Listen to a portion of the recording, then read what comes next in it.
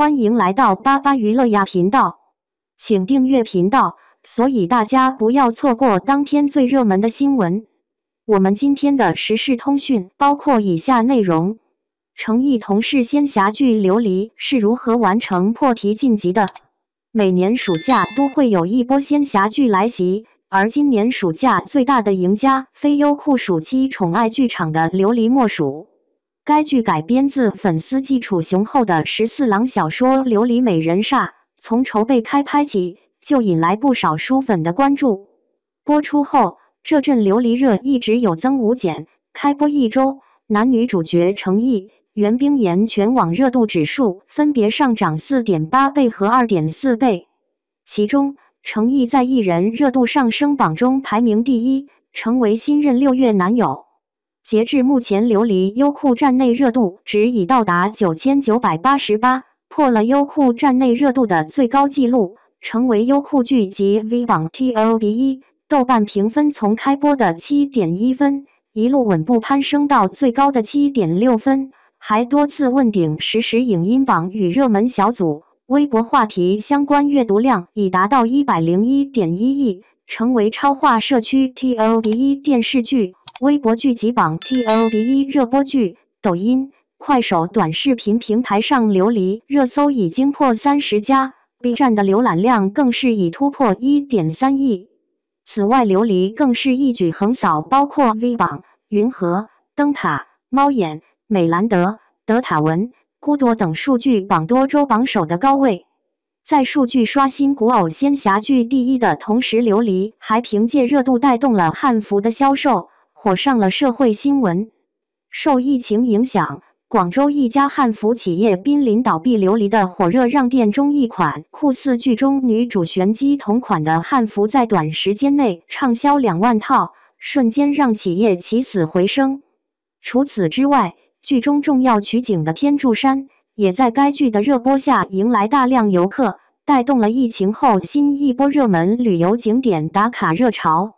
大甜大虐，每一处都戳在观众娱乐点上。仙侠剧一直以来都是市场大热题材之一，丰富的 IP、成熟的制作模式以及唯美的爱情和梦幻的画面等，让其成为每个暑期档必不可少的座上客。可同样是仙侠剧，琉璃究竟有何不同？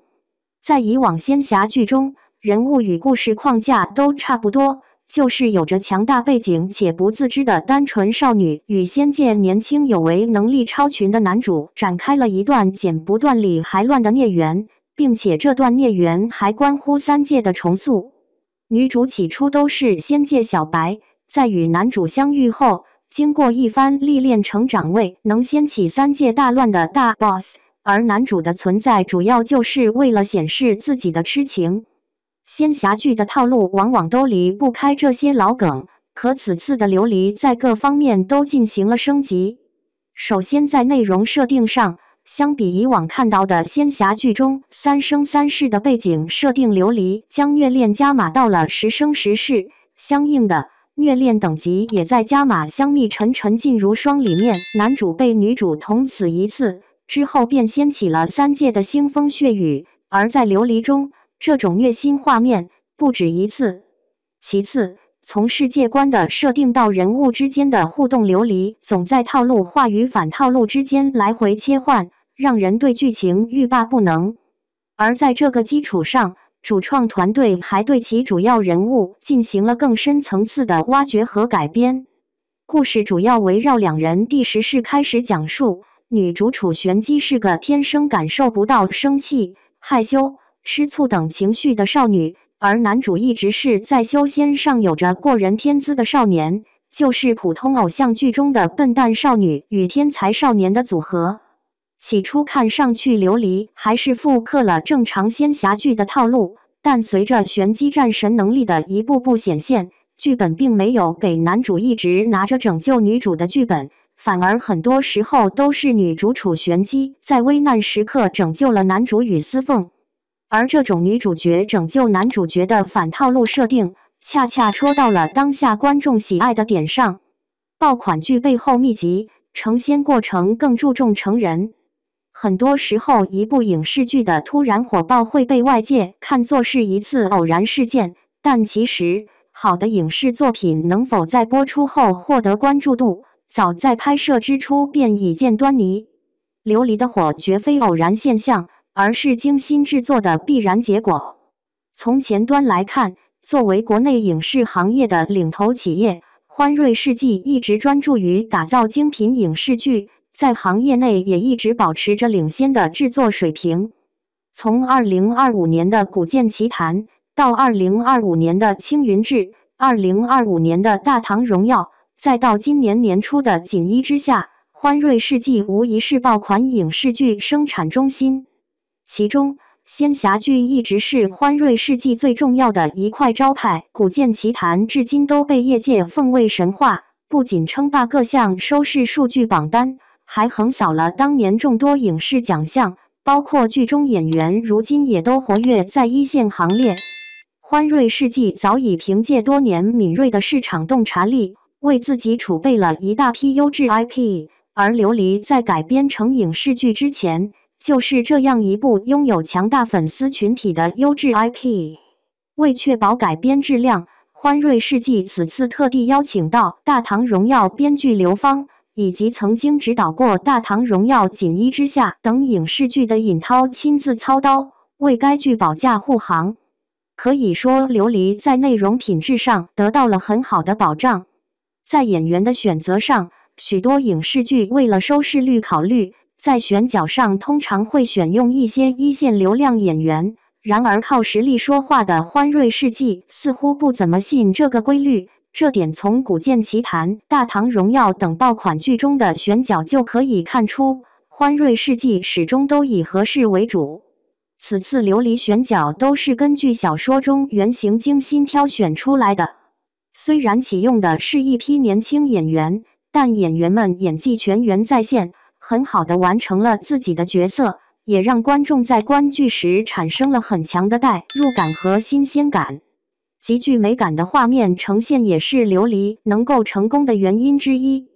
据悉，琉璃的拍摄周期长达162天，不同于在棚内搭景拍摄的仙侠剧，为了让观众有更好的感官体验，琉璃许多场景采用的都是实景拍摄。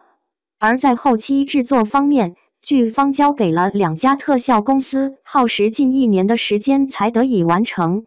唯美逼真的特效与真实场景的结合，搭配有质量的故事内容，让观众更加具有代入感。